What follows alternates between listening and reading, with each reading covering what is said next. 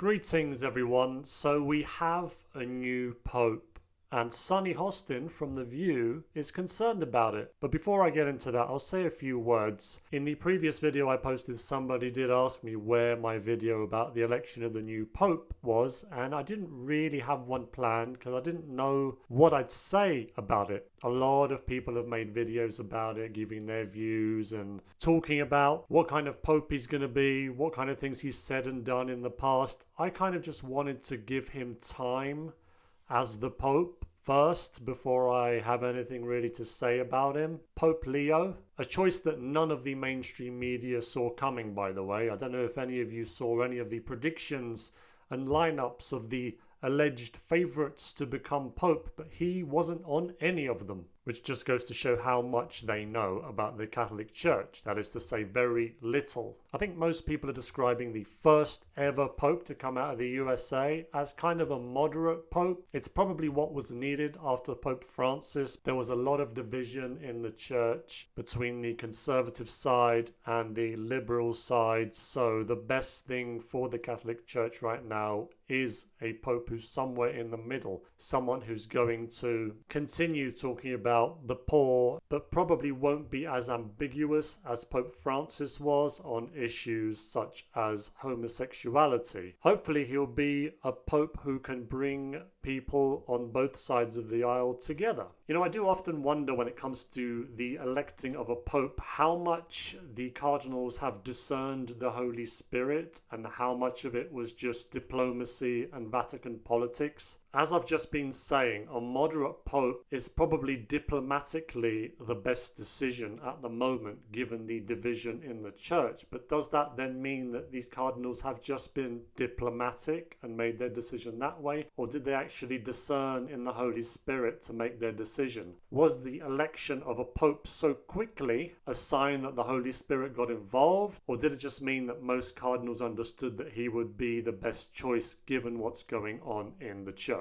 But as I said, let's give him time. Let's see how it goes. He isn't even 70 yet, so quite a few years younger than Pope Francis was when he was elected. Hence, he could be Pope for quite a while. Now, as I said, a lot of people have reacted to this election of the Pope, including the lovely ladies from The View. What have you got to say about this? Who are the Catholics here anyway? I know. Oh, two. Oh, you too. I am a lapsed Catholic, but I'm a Catholic. I'm a sinful one. You're a sinful Catholic. What a lovely representation of Catholics there. We have Joy Bayer, who claims she's a lapsed Catholic. I thought she was Jewish. And then these other two ladies, Ana Navarro and Sunny Hostin, probably the most liberal non-Catholic Catholics you could imagine. Sunny Hostin even described herself as a devout Catholic. I'm a devout Catholic. Which of course makes what she's about to say all the more confusing. I always think it's exciting to watch the conclave and look for the black smoke and the white smoke and just the ceremony of it.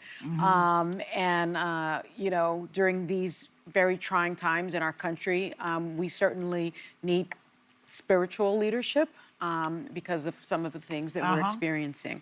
I'm a little concerned about this choice for the LGBTQ plus community. In 2012, he gave an address to bishops, and he lamented the popular culture fostered and sympathy for beliefs and practices that are at odds with the gospel, and that's a quote. And then he cited the homosexual lifestyle and alternative families comprised of same-sex partners and their adopted children. So as you can see, Sunny Hostin is already concerned that back in 2012, when the current Pope wasn't a Pope yet, he was still Robert Francis Prevost, he said some things that weren't totally supportive of the LGBTQ+++ community. Now her good Catholic friend to the right tries to console her by explaining to her that this is something he said a long time ago and perhaps his views have changed since then. I think it's important that we know that what you're quoting from is from 2012. It was, I said in 2012, right, but what I'm saying to you is in 2012, there were even a lot of